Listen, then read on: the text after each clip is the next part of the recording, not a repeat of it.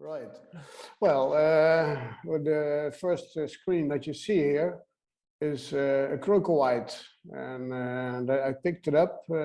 As some of you know, I was in Australia and Tasmania in November, December last year, and I went to the Adelaide mine, and there I picked up, not in the mine, but on the dumps, let's say some 50 pieces with micros, and this is one of them, and that inspired me to make a new book, and this is also the cover. So Microminerals, minerals of the world, and what I'm going to do is the presentation is on the basis of my book, of course, but also a number of new arrivals since then. So I'm going to take you around 54 countries in 104 specimens, and well, I can stop at any time you like. So I hope it doesn't take too long, but I'll try to go in a, let's say, in a reasonable speed, and I try to add some things that you don't see every day, I hope. As usual, everything is in my own collection, and all photos are by myself. And crystal drawings are, as always, taken from some sites on the internet. So here we go. The first country to start with an A is Afghanistan. What you see is on the right, on every picture, I displayed the crystal drawing. So and every mineral has different shapes and structures, and I try to pick the drawing that corresponds the most to the specimen on the photo, so that there's let's say a good comparison is possible. Afghanistan is the land of gems, not only from the Taliban but also gems.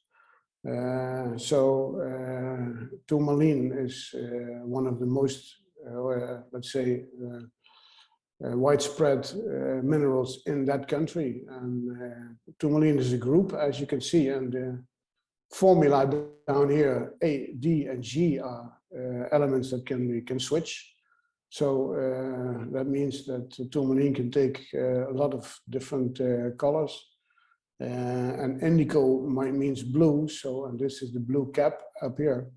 So this is called the variety indicolite from tourmaline on an albite base matrix. Albite, probably it's Clevelandite. Clevelandite is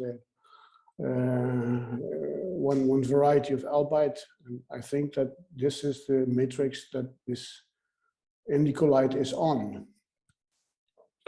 Then the second in Afghanistan is scapolite. Scapolite is a series with the on the one side mariolite and on the other meionite, and this also can take all kinds of colors. And this violet color is the most wanted for gem making. This thing is 7 millimeters high. The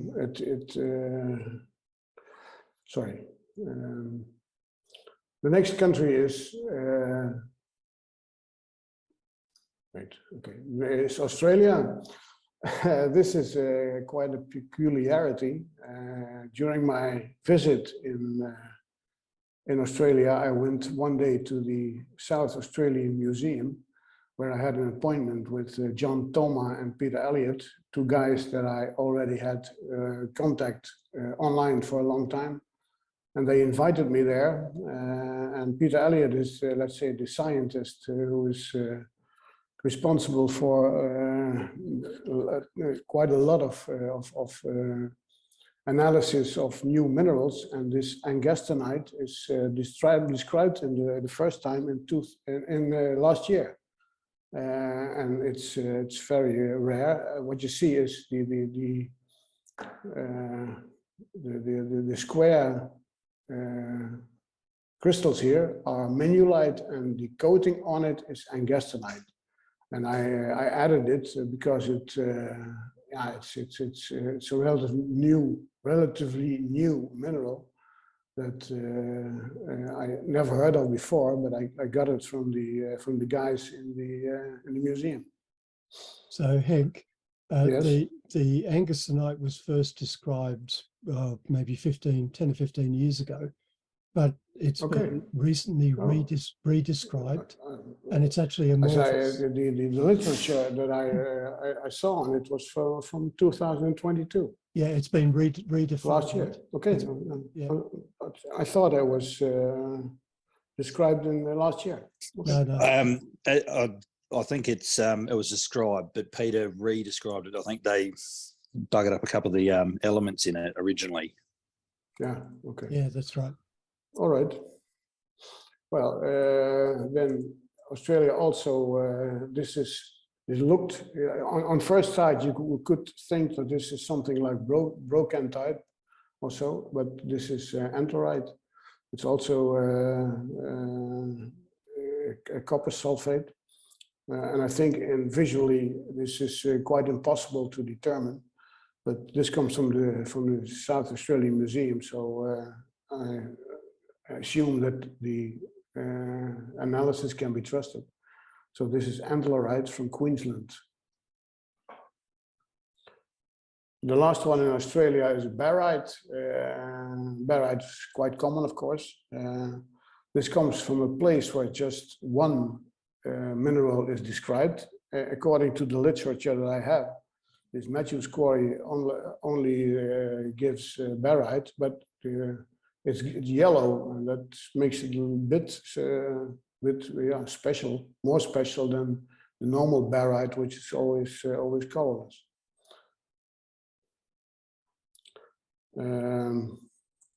This is nothing. Sorry, I have another one from Australia. This is a very rare mineral. It occurs only in 2 places, and those 2 places are in Western Australia, and the other one is a place called the Polar Bear Peninsula, and that's a type locality. And this is here we go again, described by Peter Elliott in 2012, as far as my information goes, and it's very rare, and I think that the crystals are even rarer, because if you go to Mindad, etc., you just see well, a lot, not a lot of specimens, but even less developed crystals like these.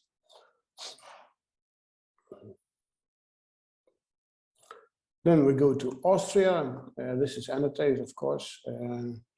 Anatase is, as you know, titanium dioxide. It's polymorph with brochite and rutile, and so the formula is the same, but the morphology is different. And they are most abundant in an alpine environment, and you have them in a lot of different colors. And let's say for photographing these crystals, anatase is almost always loose crystals that are very well developed. So for a photographer, this is let's say quite good stuff. Then epidote is always green to green yellow, mostly quite good visible crystals and quite easy to recognize, and also in an alpine environment. So in Austria, that's very abundant. This one, Belgium. This is a story. I have found this thing myself in 1993, so it's almost 30 years ago, when we were still able to go to the slags in this location, and it's it's a one-time find, and the only thing it can be is chondrolite. There is some doubt about it, but I just have one, so I wouldn't dare to send it in for analysis. But we all agree that it's very probably chondrolite. But it's a one-time find because these flowery crystals are amazing, I think. Then in Belgium, there's a place called Blaton, which is closed for about 30 years now. And that's the type locality for fairy strunzite. And that's the yellow, how do you call these things in English? These straws are strunzite, and the little balls here are carcoxenite, and that's not very strange because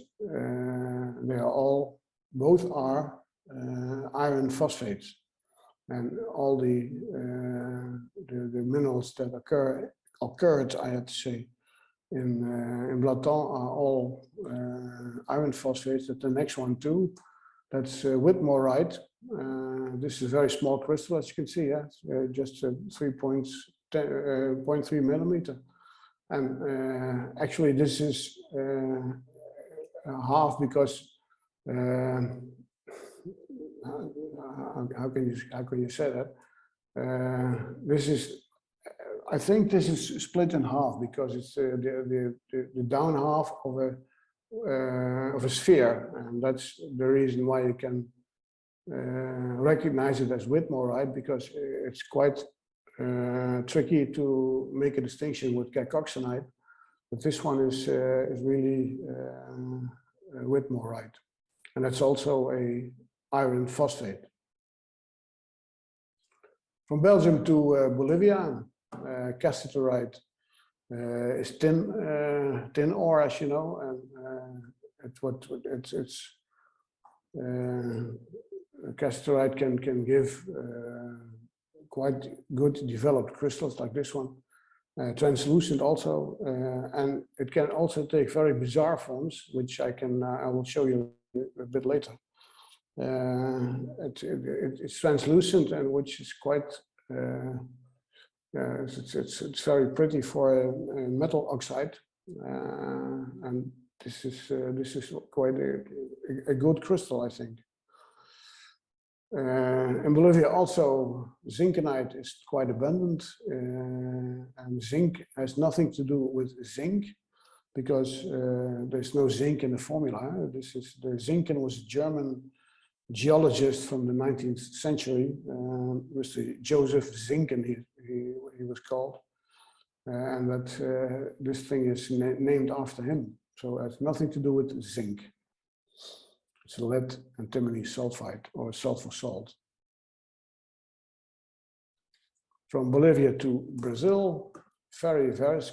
Variscite is mostly colorless, but it can take different colors because of certain elements, and ferri means iron, of course.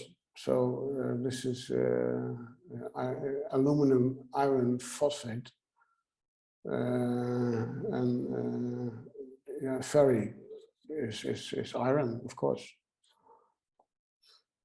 This is quite. It's quite rare. Zanazziite. Zanazzi is an Italian scientist, or was. It's a complex phosphate, quite rare. In Brazil, and especially here in this type locality, is quite abundant. But besides Brazil, it's only found in one place in Austria and 2 places in the US. And nowhere else. And these spheres are another exception, because the crystals that you see normally are hexagonal, and these spheres are an exception for this mineral. From Brazil to Bulgaria. the Madan ore field is known for many, many years as a source for all kinds of metal ores. And galena is one of the most abundant there. The galena from this ore field gives fabulous crystals, and this thing is less than a millimeter. But I have some that are about a centimeter.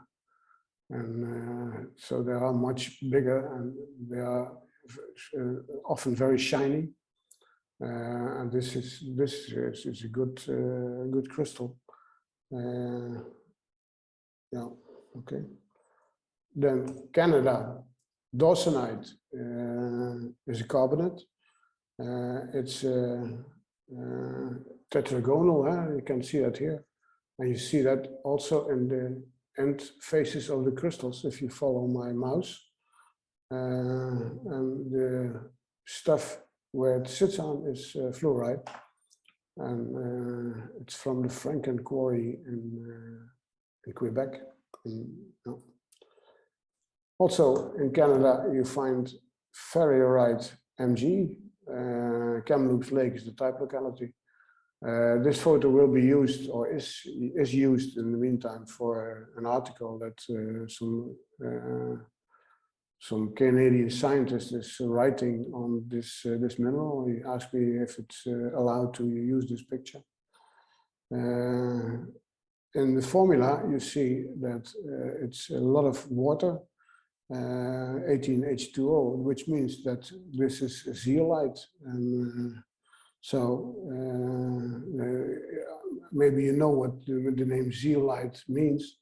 Zeon is Greek for cooking, and lithos, of course, is stone. So this is a stone. When you cook it, then the water goes out, and it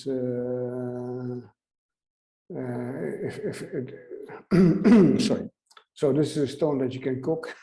That's what zeolite means. And of course, it decays when the water goes out. Chile, Atacama Desert. That's what it's named after. And it's in some places in Chile, Atacama is very abundant. And then especially in this La Farola mine. And the crystal structure is orthorhombic, and you can see that at the end faces here. It's very good, recognizable. Also in Chile, cyanotrichite, or maybe I should say carbonate cyanotrichite. Cyano is blue, trichite is hair. It's Greek for hair. So this is hence the name, and the green sprays are brochantite, also from the Atacama Desert, and this mine is let's say famous for this all these very good blue sprays of tufts of this mineral. China, on the left you see the drawing that is free on the internet, which explains all the different shapes, different varieties of the garnet group. And I'm not sure if it's big enough to see it, but you can read the formulas of the different varieties. So in the formula, this one, the X and the Z, X and Z are variables. And in this spessartine, it's manganese and aluminum. But of course, that's not, you cannot determine that visually. So you have to know where it comes from. And if it comes from this Wushan mine, then it's always spessartine. There are some, later on, you'll see some other garnets, which are also typical for certain locations. But if you don't know it, then you can use this this schedule on the left here for trying to find out what it is. Vasiliite from China. is always blue. It's a zinc phosphate that can form straight individual crystals as in the drawing, but in groups often takes flowery habits, and it's not all too rare. But somewhere in 2021, it was found together with a very new species, which is called Cupodung chuanite, which is that forms light green bulbs. They are on the market since a year, and it's the same formula as facilite. It's just that lead is added to it. And you can, it's quite, yeah, it's rare. It's only comes only from there. This new mineral. So if you want some, it is quite expensive. Congo is the next country. Butgenbachite is, it looks like conolite, and it is almost conolite. The only difference, besides a slightly other amount of water, is that Butgenbachite carries NO3 here, where conolite has SO4 in the formula. Butgenbachite worldwide is much more rare than conolite, but not in this location. The type locality here is Likasi mine here. And conolite also occurs there, but yeah, just far less than Butgenbachite. So if you know that it comes from there, that's almost always Butgenbachite. Butgenbach was a Belgian mineralogist who described a lot of Congo minerals in the standard work some time ago. This is one of my personal favorites. The yellow color always gives it away, almost gives it away as being a uranium vanadate in this case. Meta because it's dehydrated, and most often you see it in sheaves, so like this one too, in a matrix of mostly malachite. And the name comes from the type locality, and that's in Kyrgyzstan. Kyrgyzstan, that's yeah, it's somewhere in Asia. Another one from Congo is planchiite, it's light blue needles with brochantite, and it's a copper silicate, as you can see, together with a copper sulfate. Planchiite often yeah, gives let's say other forms of habits, but this one is not too abundant. Normally you see things, yeah, I don't know how to say that in English, but let's say compact specimens instead of needles. Czech Republic, paulingite is very, very rare. Besides this place, this location in Czechia, in the Czech Republic, it only occurs in Oregon, in one place. It's a very rare zeolite, and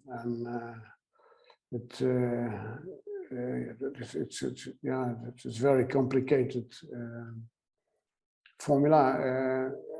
I have a collector friend in Vietnam, and he sent me some stuff, which I thought at first that it was, it could be paulingite. I had it analyzed. You'll see that later, because it turned out to be philipsite, but this looks exactly the same as this one. So visually, it's very hard to make a distinction. But paulingite is much more rare, of course, than the philipsite. This is a twin sphalerite, and it's, of course, it's simple stuff as zinc sulfide, and these tetraheders, I don't know how do you call that in English, are let's say a special form from the isometric cubic system, and sphalerite, as you know, can vary from faint yellow until onto deep red and even black. And in this Shribram, it's called, they're all in this great color. And in the old days, it was called honey blende, but because of this color. Cyprus, this was found a few years ago in a road cut, together with a lot of naturalite, but it's one-time find because this road cut doesn't exist anymore. From Cyprus, gimelinite, and gimelinite has 3 different varieties: the calcium, strontium, and sodium variety. But which one of those 3? This one is, I don't know. Faroe Islands, just one, only eulandite, and this is of course quite common. And the only reason to put it in this presentation is that I was there on Faroe Islands some 30 years ago for another reason, not for minerals, but I have good memories there. So I decided to put in one mineral from there, which is of course very abundant. Eulandite has 5 different varieties, which are Ca, K, Na, Ba, and Sr. Calcium, kalium, potassium, sodium, barium, and strontium. And I really don't know which one this is. No. Uvaverite is the second from the garnet group. Most people know uvaverite from Russia, I think, from the Ural Mountains, where they are very shiny, very they look different than this one. This one has much more, let's say, character, and the color is caused by the chromium, Cr, here in the formula. So it's up here in the upper right corner where chromium makes it green. And uvaverite comes in quite a lot of places, but this Outokumpu mining district is one of the most wanted places for this mineral, this variety. Sputnik from France. Most of us will probably remember the word Sputnik, which is one of the first spacecrafts ever to go into space in the 60s somewhere, or even earlier. And this looks a bit like that. Picopharmacolite is always white, always makes spheres, and all these spheres always consist of numerous needle crystals. But this is an example of a say one specimen that is much more. How's that in English? Yeah, it's a good one. Okay, I don't know what I was going to say in English, so let's go to the next. France, also fluoroadenite, amphibole supergroup is, as you know, consists of quite a lot of different varieties, because A, B, and C here are 3 different possibilities, 3 different elements which can take place here. I hope that this one, I got this from an exchange somewhere, so I hope that this is analyzed. But as far as I know, in Roc de Colombe, in this location, it's always fluoroadenite as a variety of the amphibole supergroup. Gabon, is in Africa, as you know. Rhodochrosite means red colored stone, that's all. And this is in Dutch is Kalenoeder. It's probably the same in English, but I'm not sure how to pronounce it. And that's the crystal structure of this rhodochrosite. And the color is very typical for this mine. The next one is one of my best finds ever.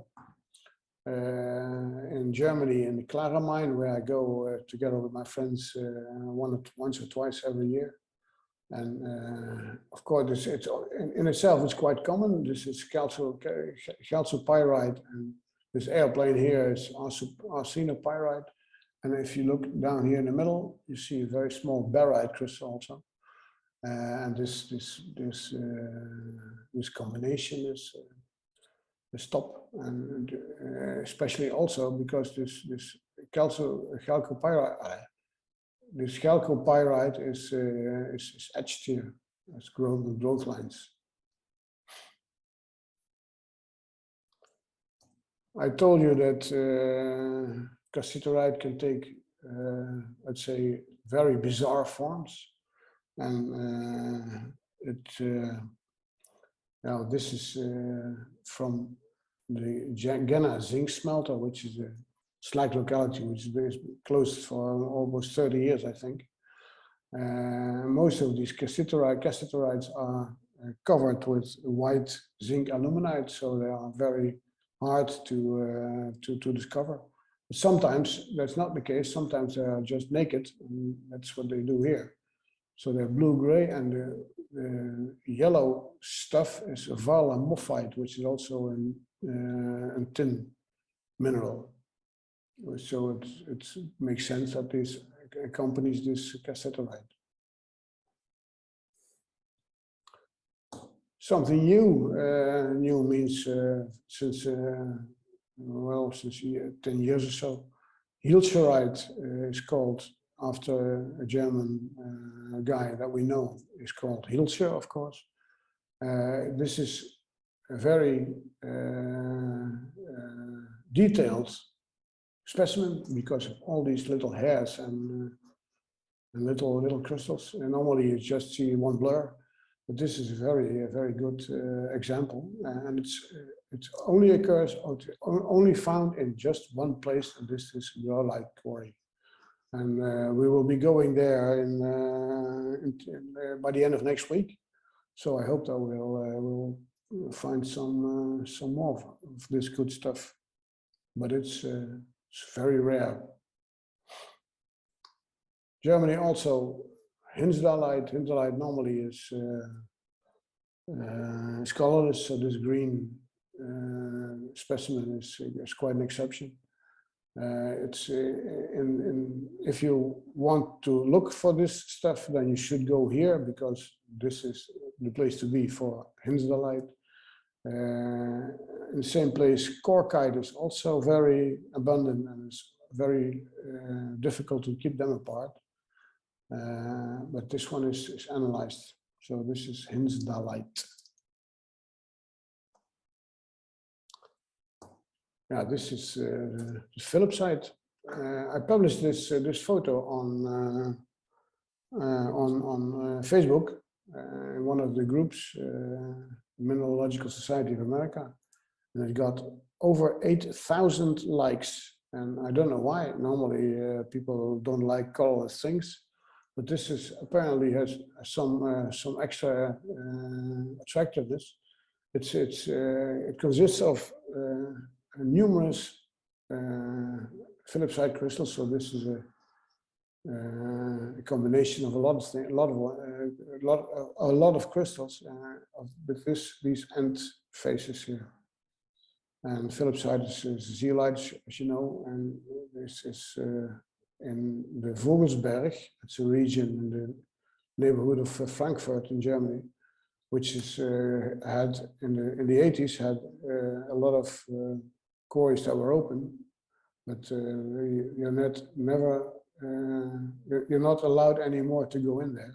So finds like these are no longer possible there. Smithsonite from Greece, of course, from the region in Lavrion, where we go every second year. Felix Maassen, my friend, picked this up in the Exi mine. Exi is the Greek word for 6, and it's mine number 6 is Exi. And it's normally Smithsonite is colorless, grayish also, but green is a very attractive exception. And the green color is caused by copper contamination. I picked this one up in 2005, long time ago, when I was there the first time. Phosgenite is abundant in slags from Greece, where the slags they are formed in sea, because the old Greeks threw all their remnants from the furnaces into the sea, and that then the reaction with the seawater and the minerals in the seawater started, and so now we'll find a lot of Cl, so chloride, in these slags. Phosgenite is one of them, with very different forms and structures. But this is one of the most complex. Greenland, Ivichtut here was I must say a mine that was exploited, especially for the cryolite. Cryolite is stuff that is used in the industry. I don't know exactly why, or for what purposes, but that was the reason why these mines were exploited. And together with this fluoride,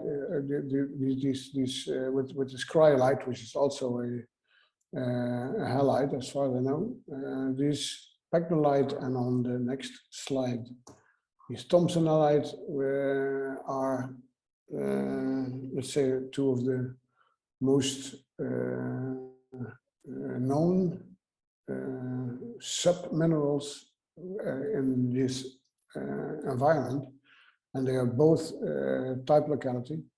The formula of both, so this pegmatite on the last page, is the same as Thompsonite,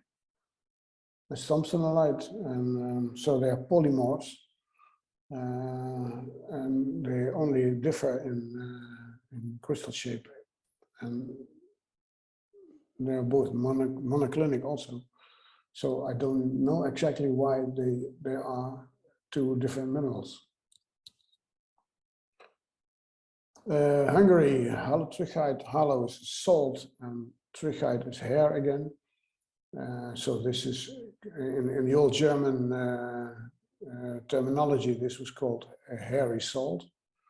And it has a lot of water, so it decays quite easily. And so let's say good crystals like these are quite rare. Because it has a tendency to decay quite fast. I was in Iceland two decades ago. Mesolite is a zeolite, of course, and in Iceland you find lots and lots and lots of zeolites. There are actually, as far as I know, not many mines or quarries. But especially in the northern part, if you drive around, there are piles of rock with zeolite cavities in it. And, I picked this up just along the road somewhere in the northern part. Laufar is a region; it's not even a place; it's just a region. I picked this up along the road, and the same goes for. No, not the same. No. This came from exchange. Ugowarlite is quite rare for zeolite. This is very good, recognizable in a crystal shape. This ethereal mountain, I wasn't there. This is the northwest part, so this came from exchange.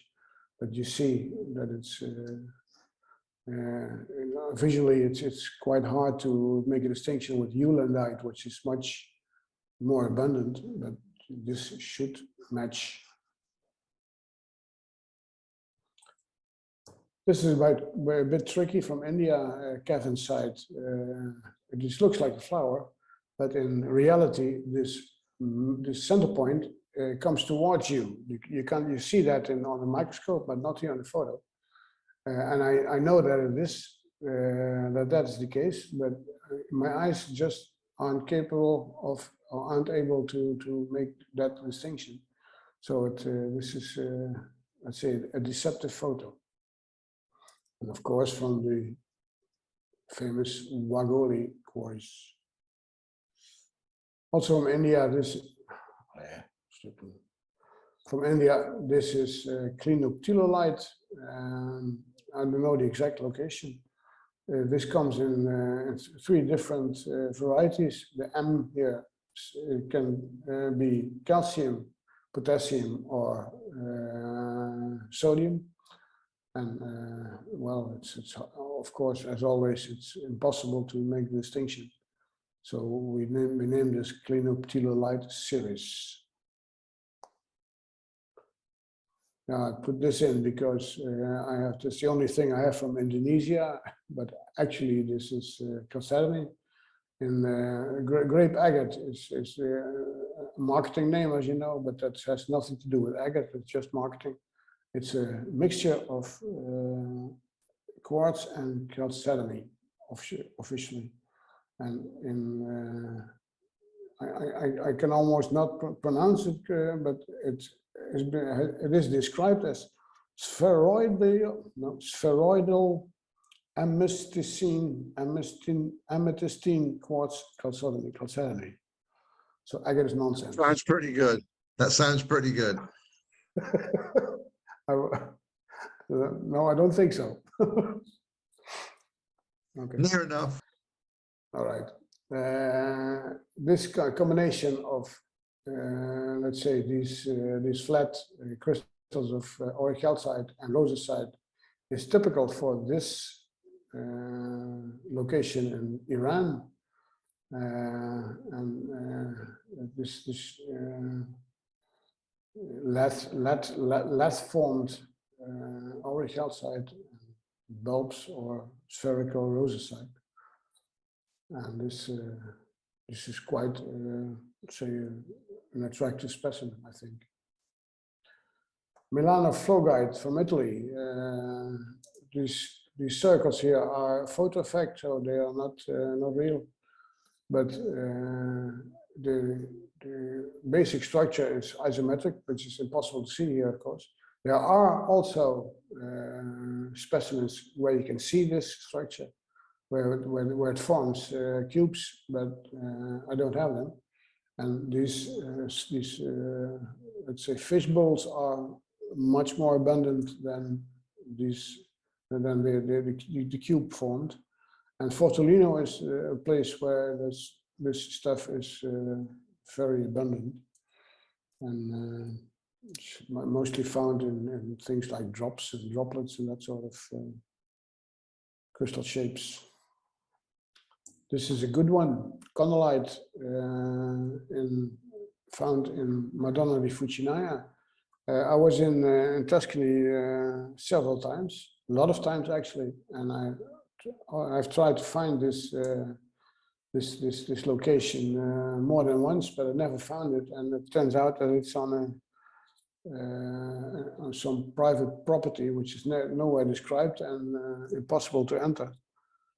So I got this from some local folks there, and all the stuff that this location delivers is fabulous, in fabulous crystals, but alas, you can't get there.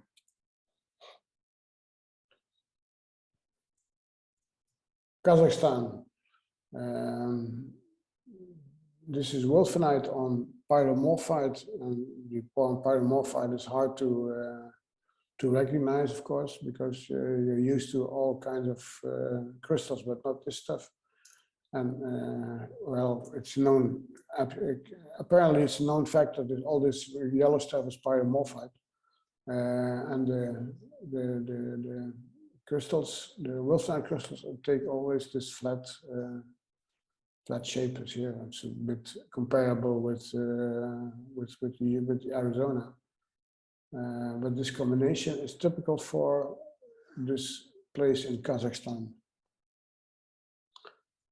Fluorlithicoatite is a lithium-bearing tourmaline, which is quite rare but very abundant in Madagascar. And this color is typical. Lithium almost always makes this kind of almost fluorescent color. A rarity from Madagascar is manandonite. It's also a very rare lithium mineral, just here and in one place in Arizona somewhere. It's a member of the kaolinite serpentine group, and it's named after the Manandona River in this valley here. It doesn't look very good, but it's quite rare. That's the reason why I put it in.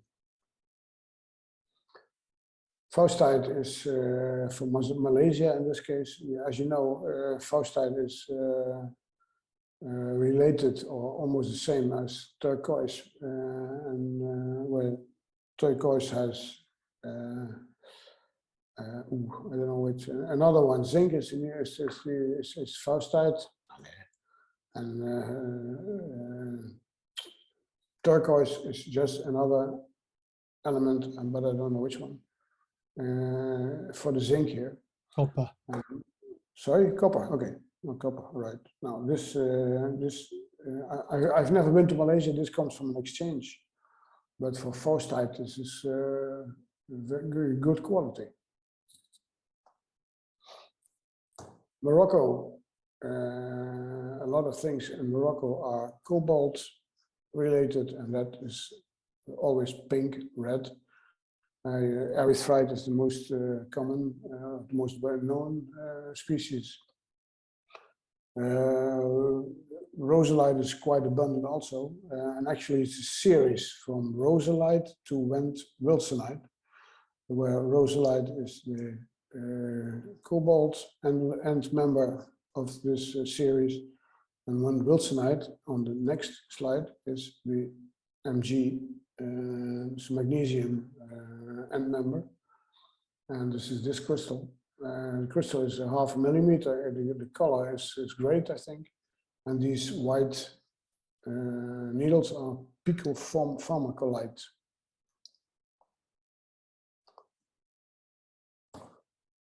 Copper-bearing adamite is very abundant in Greece, but this one comes from Mexico, and of course the green color is because of the copper, and it forms spheres of numerous pointy crystals in a quite aesthetic combination. Hemimorphite is always colorless, but in this case it's filled with iron or hematite maybe. So it's colored red, and it comes from the famous Mina Ujuela in Mexico.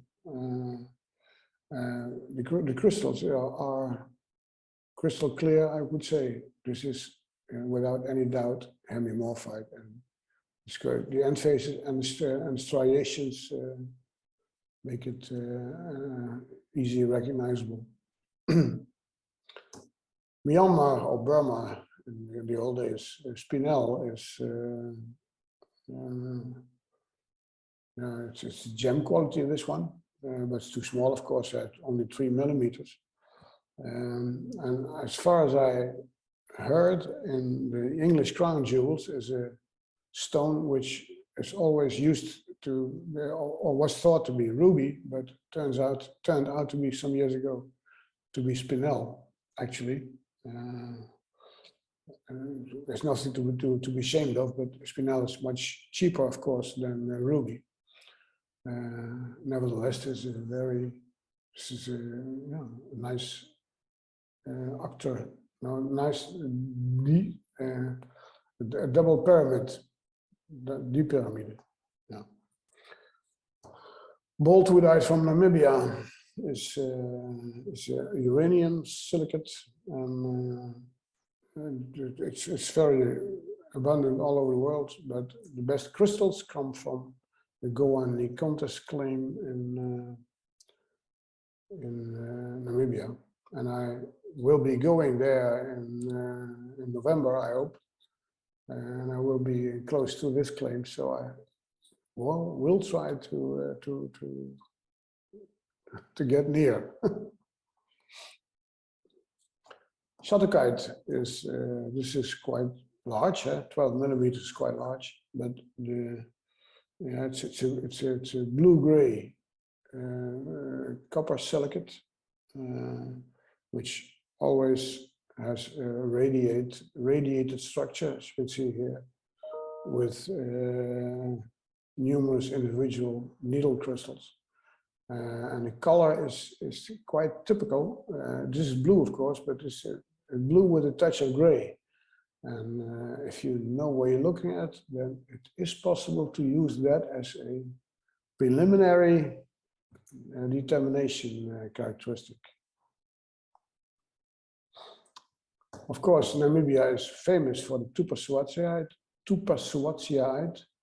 Aris core is, I will be there in November also.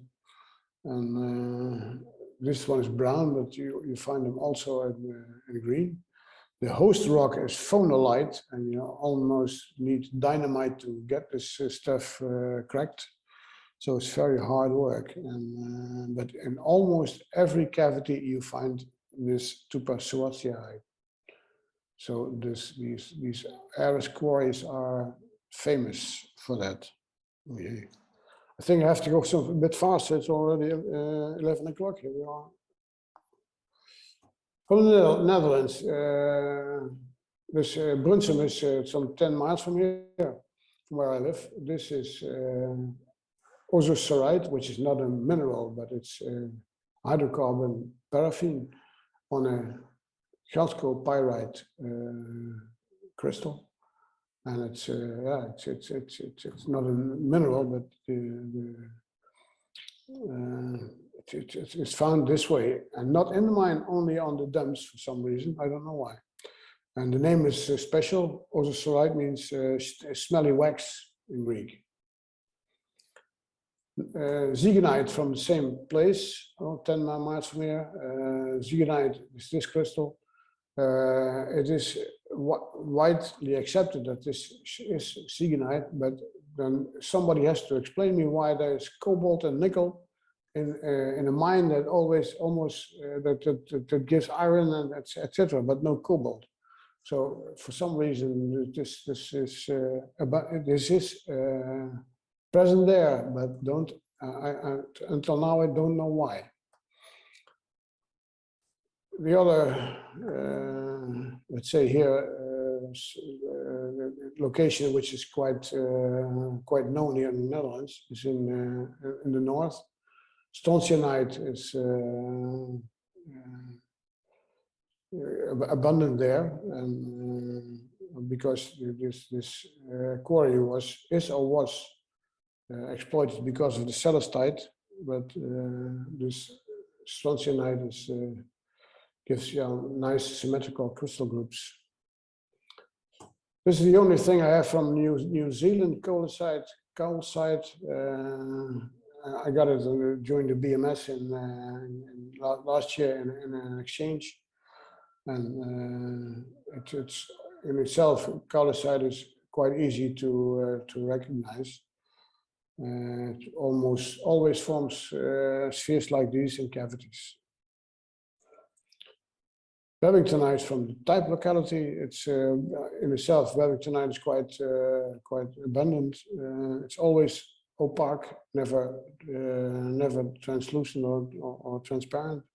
The triclinic structure, and this one is from the Arendal iron mines in Norway. Giovanite is a beryllium mineral, which is quite rare. It's mostly orange. It's always orange and in spheres, so these crystals are an exception. Halvine in Norway is quite easy to recognize if you know where it comes from.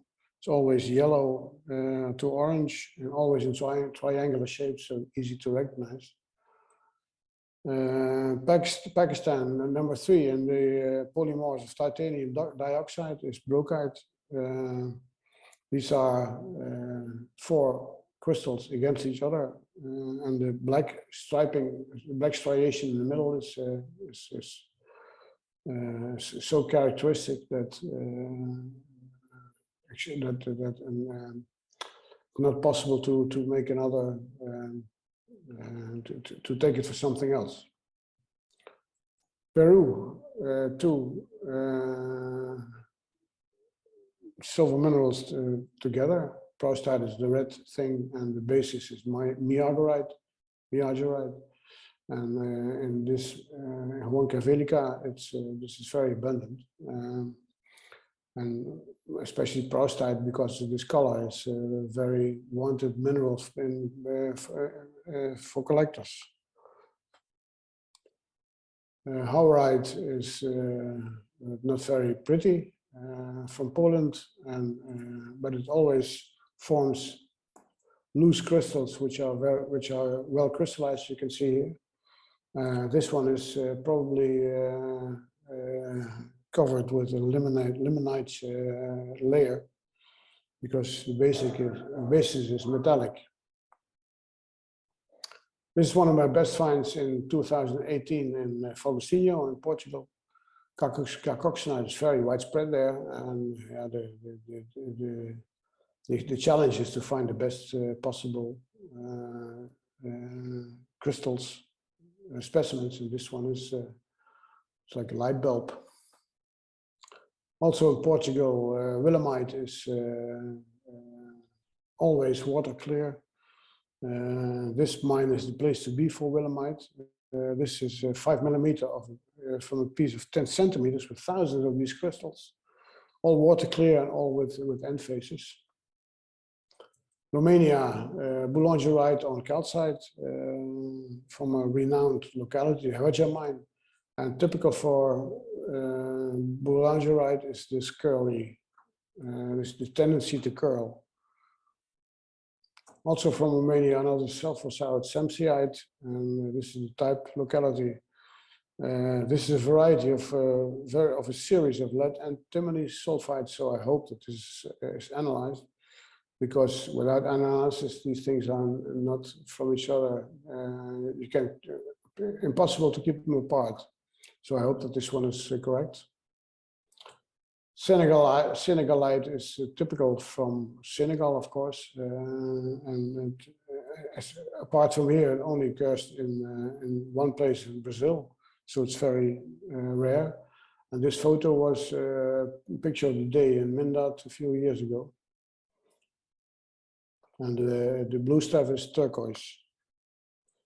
Kermesite is quite easy to recognize if you know where it comes from, just the location, because it's always high lustrous crystals with a red layer on it. So this is impossible to mix with something else. Also from Slovakia, from the type locality Lebethanite. Lubiatova is the Slovaki language, of course, but in the old German times, this place was called Libeten, and that's the reason why this stuff is called Lebethanite. And it's almost always isometric with deep pyramids.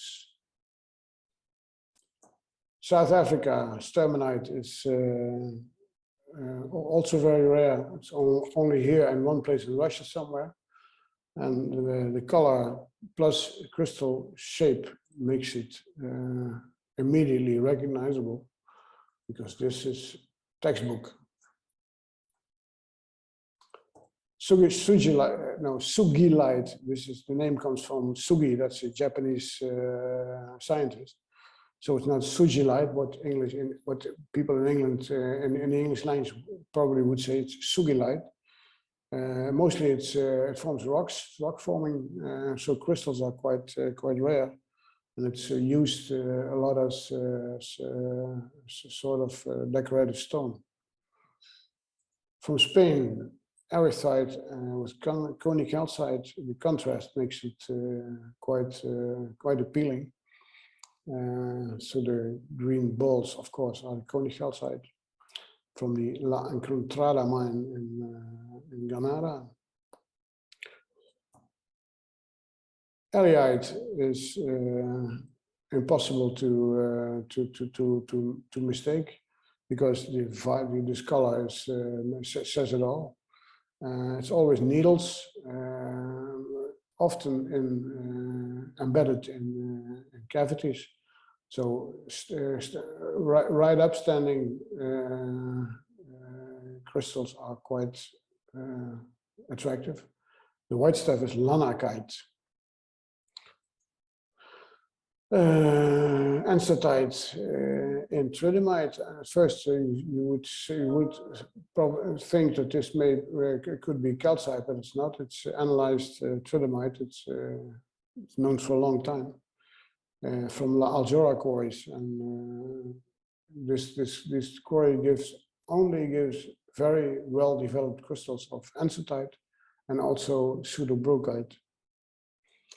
From Sweden, this is the brentite from the type locality, and it's a monoclinic calcium manganese arsenate, which can take quite some different habits, blocks, plates, and also these strange forms like this one.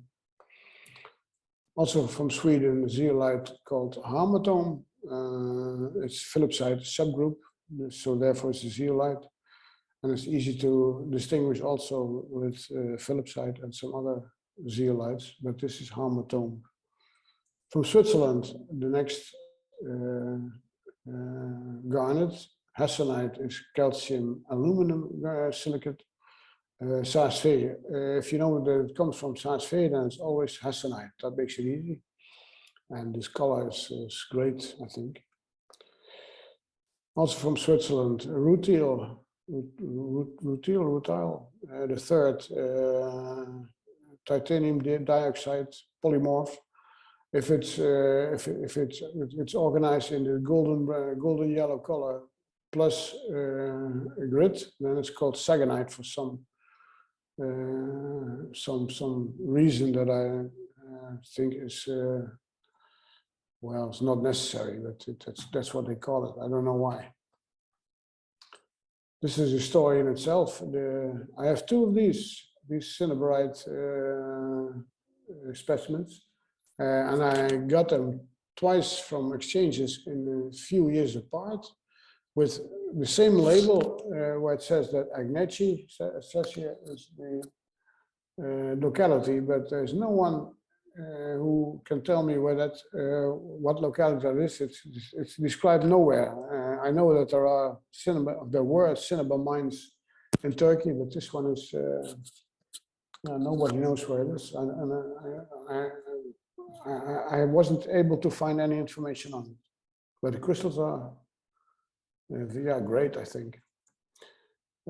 Chromium clinochlor is the new name of camemorite. The color and the crystal forms are very distinctive. In itself, it's quite widespread over the world, but the best crystals come without any doubt from this Kopkrom mine in Turkey. Uganda comes slowly we come to the end. Calcite, this is honey color, it's great. The CPK Mount Elgin is on the border with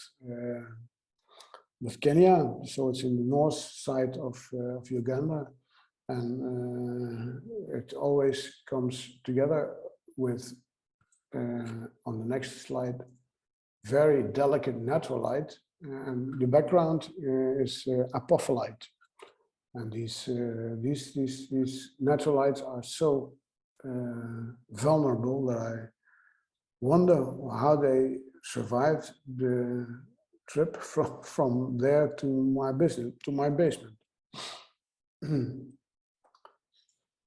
A few things from the United Kingdom, all from the Meadowfoot smelter in Scotland. Our English friends know that this place very good. Caledonite is one of the best developed crystals species from there. This is only 0.2 of a millimeter high. And it's together with latellite. Langite also from there. It's let's say the counterpart from the next Wolfite. Langite and Wolfite are quite difficult to distinguish from each other. But with a lot of practice, you can see the difference, I hope.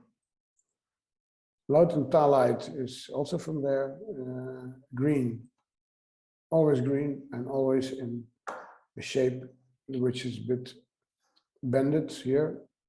So that's without any doubt is Lautenthalite. The only one from the United Kingdom, which is from another place, is this Visidiite. You see that this whole picture is just 1 millimeter. These yellow crystals, if you take a good look, are all very thin, small plates. And the contrast with the green malachite in this quarry is quite good looking. United States, this is one of the best strangites I've ever seen. Strangite is colored is to deep purple, and this one is a top piece, I think, which also goes for this clinicalase. This is a small, let's say about 1 millimeter apart from a piece of 5 centimeters. And this just to show the crystal habits as they occur there. This is analyzed to be Philipsite Ca. At first I thought this was paulingite because of the looks, but it turns out to be Philipsite Ca, and that's the first time it was found in Vietnam. So my Vietnam contact was very pleased, and he wrote an article on it in Vietnamese from. Also from Vietnam, this Thompsonite, it's quite a, let's say, a peculiar habit. This one is Ca. There's also Thompsonite SR, but that's much rarer. What you normally find is almost always Thompsonite Ca.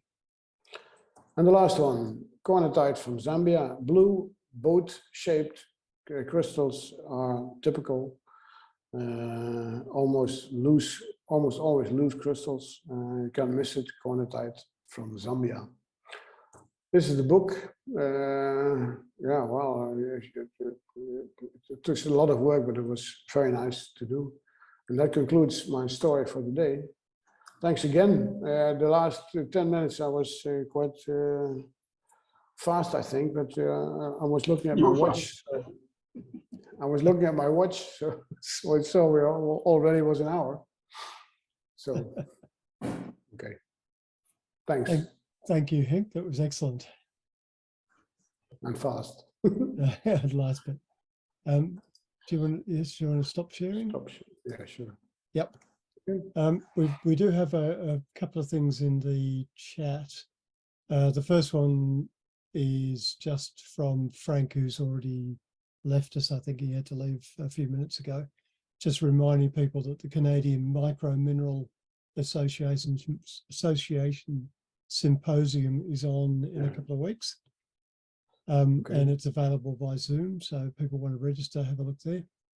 Now from Doug, you had a question about scapolite for Henk. Yeah. I just was asking if that scapolite was 10 abreast or if it's always that color. No. I have a scapolite which is light yellow. Because it's a member of a series, and the series give different elements, and these elements make different colors. So they are yellow. This purple is the most wanted, but in itself, I think it can even be colorless. I just have yellow, I believe, but they can turn purple with UV, but they don't stay that way. Oh, I don't know. Yeah, I've got specimens which are green. I have this one. I have this one for years, so it's still purple. Right. The other comments, I think, are just comments. So Paul shared details about the Angustonite paper that was done recently. Yeah, I think originally that was defined as a new mineral, and there was some errors made in the initial description, which what this paper does is fixes that, and it's actually an amorphous mineral, which is there's not too many of those. And I think Peter Elliott, I was talking to him a couple of years ago, and he said that most of the Angustonite photos on Mindat are actually not Angustonite. Probably one of the newer minerals that's been found there. Yeah, they told me they had a few specimens with 4 or 5 different minerals in it. Yeah. Which were very hard to make a distinction between. Yeah. Because they're very complex. That's what they tell me. Huh? Yeah. Well, Peter was saying even he can't pick some of them visually, so they've got to be analysed. All right. Was there any other questions for Henk? I have a question. Excellent, very good. So, Henk, sorry, Jim. Thank you. Yeah, what kind of photographic equipment do you use? Sorry, What kind of photographic equipment are you using? Oh yeah, I have a camera, a Canon 90D. D90 is a digital, of course, which has as biggest advantage that it has 32 megapixels, which is the first characteristic for, let's say, a higher resolution. And then I have several lenses. I have a 1:1 lens, I have a 2:1 lens, and I have a 5:1 lens. So the 5:1 is the Laowa to 25 millimeters, which is, let's say, an ultra macro. And between the lens and the camera, I also still use some extension rings to make even larger magnifications. This whole thing is mounted on a Wemarker stag rail. Of course, I am responsible for the parameters and the lighting, etc. But once these parameters are set, which is a question of trial and error, then the computer does the work, because the whole thing is controlled by Helicon remote, and the stack is comprised into one photo by Helicon focus. How many stacks do you normally take? Between 50 and 100, somewhere. And how often do you have to clean the?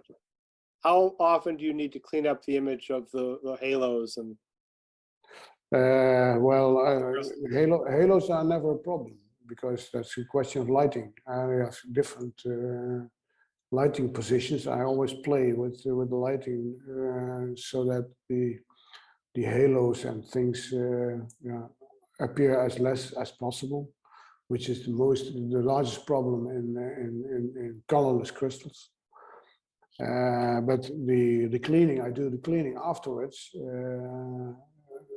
you can clean a specimen 10 times, but if you make a photo, you still see dots and specks and all sort of so rubbish. So I retouched that stuff with my Apple Pencil on the iPad, because with Photoshop that's easy to do if you're patient enough. And I just before we started here, I made a photo of a mineral from the Bin Valley in Switzerland, and it took me more than half an hour to remove all the dots and all the specks and all the rubbish from it. So you transferred to the iPad and you use Photoshop on the iPad to fix it? Yes, that's right. Because that's easy to do, because I can use my Apple Pencil to just tip on every dot and then it goes away. And this thing understands exactly what I want, because lines under the specs are always preserved, so that it never makes any mistakes. But it's a lot of work. Yeah. Yeah. If you go to my website, there's a page, a button on the home page brings you to the special page where all the making of the photos is explained, because I get this question, let's say more than once. So I made a special page on my website to explain it. Now, your photographs are remarkable, because so many of them that I've been seeing lately, you can tell they've been enhanced, they've been photoshopped to get rid, I think, of a lot of things that you have already gotten rid of through your preparation before taking Yeah, sure, images. of course. Yeah. And it But makes such a difference. Yeah, but you want to improve yourself, huh? So what I did today, I took. Sometimes I go to a page on my site and on my website, and I think, no, these photos are not good enough. They're from 2 years ago or 3 years ago. So I remake them and done much better, in my view, because you get experience, because your equipment gets better, because your insight and what you have to do gets better. But you have to practice. Yeah, it takes a lot of time. And I'm retired now since 2.5 years, so I have more than enough time.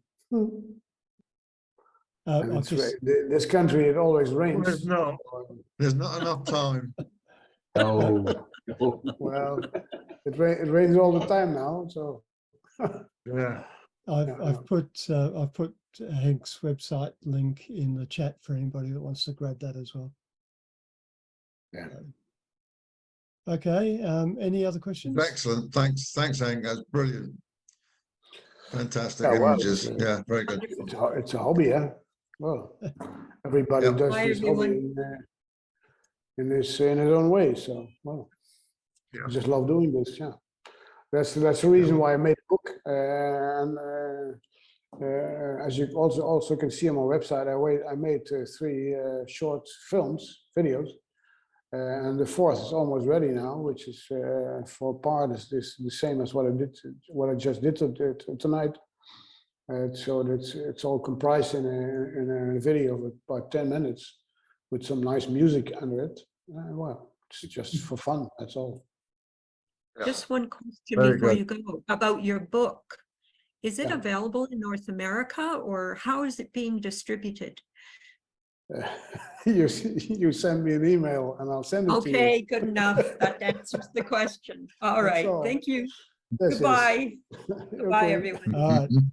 Take care, guys. See you all in a couple of Yeah. weeks. A few Okay, weeks. thanks. See you. Bye-bye. See you in a month. Yeah, bye. Ciao, ciao. Bye-bye. Bye, everybody.